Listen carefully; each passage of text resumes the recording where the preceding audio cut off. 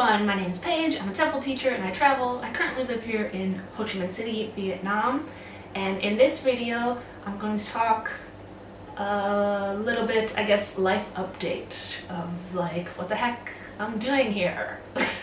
Alright, so I'm just gonna briefly talk about why I'm back in Vietnam teaching TEFL, even though I was just in Aberystwyth, Wales in the UK getting a master's in library and information studies.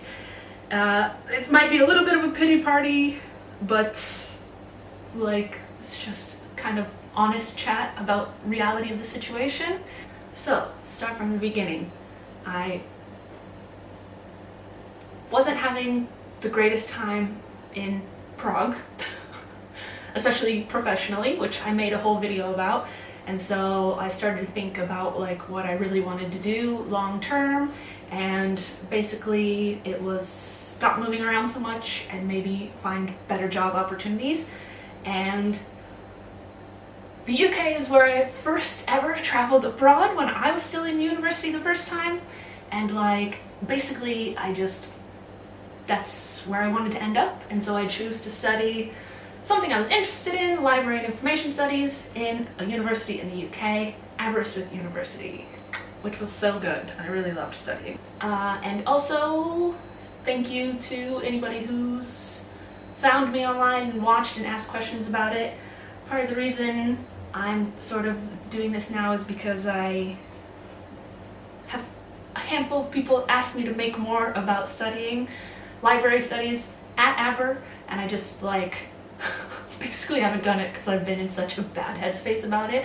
I'm so heartbroken that like I couldn't find a job and like stay there, and that was kind of my life plan going into it, was to hopefully do the degree, find a job, and be able to stay there long term. And the reality is it just did not work out.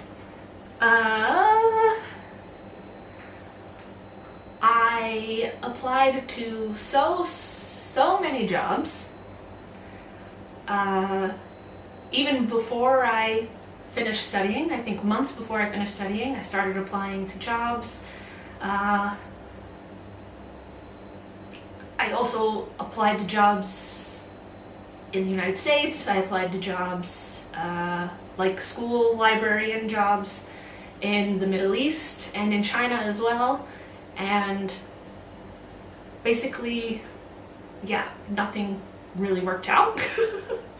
I don't know how else to say it. I had some interviews, and it even got to a point where like I was applying for jobs I probably shouldn't have been applying for, and the rejection started to be like a relief because I just didn't know how I was going to make those jobs work out financially.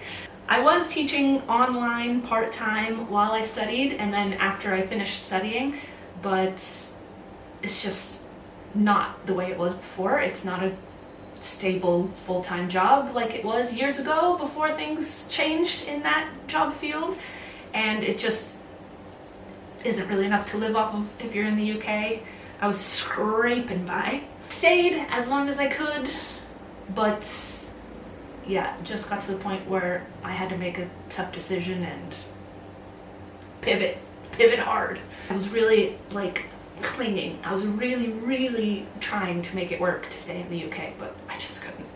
So like I said, I started applying all over the place, and I actually did get a library job in China, which was my first backup plan, was to move back to China and teach or hopefully get a library job, and I got an offer, but basically the issue was getting my dog there.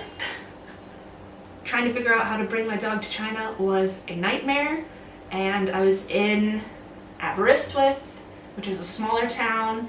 The vets I worked with there were very nice, but I always we started preparing early, and I always kind of had that feeling of like they were being very chilled and relaxed about it, but I was like not chilled and relaxed about it, and I was like it just never felt good. It always had a bad feeling. And basically like 10 days before I was meant to leave for China, the like owner of the vet place called me up and just told me all this stuff was wrong.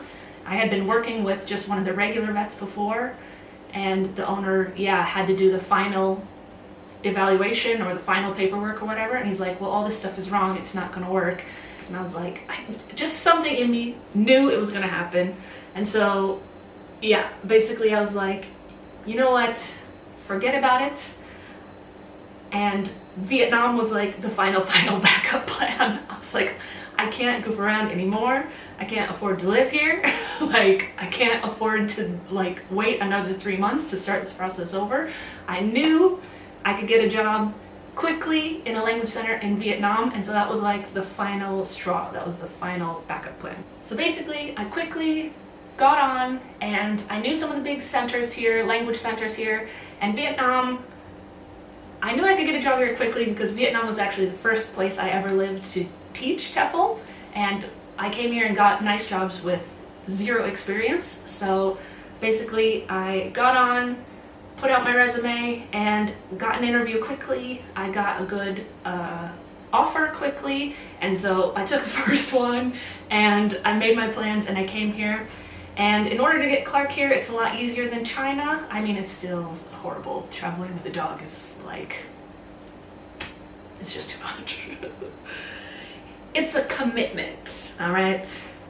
The process was more straightforward. I was able to find somebody on Facebook who had done it before, who had come from the UK to Vietnam, and I kind of just made the decision to like go to London early, stay in a hotel near Heathrow, and do all the vet stuff at a vet near the airport who like specifically have their expertise in international travel. So we just kind of cut out the middleman. I went to London, made it work, and then we got on the airplane and left. People ask me sometimes about making more content about doing the master's in library at Aberystwyth, which was great, and basically I just haven't because I've been like friggin' heartbroken about the situation. I really wanted to stay and I really wanted to work in libraries, and I did so many cool things and it was so good and so dreamy and I really loved it, and so like having to go back to teaching was a bit, yeah. The transition wasn't easy. It's never really easy moving to a new country anyways. It's all very high stress and expensive and crazy, but I knew coming back to Vietnam that it was somewhere I could land on my feet and like especially financially be a lot more stable and feel happier this way. So yeah. I don't really know how to end this video. Anxiety pays off in the end. I think I'm the type of person who always has a backup plan, which I think is a good thing. I think it's a good thing that there are many things in life that I want, so not getting plan number one isn't like super detrimental. It's been hard on me, but it's not like the end of the world, and yeah. I'm gonna have a lot of and yeah in this video. I'm happy about doing the degree. I'm happy about where I've landed. It just wasn't the initial plan, and I haven't always been that happy about it. Don't feel like my career path is set. I think it's just like the reality of the job market at the moment. And like,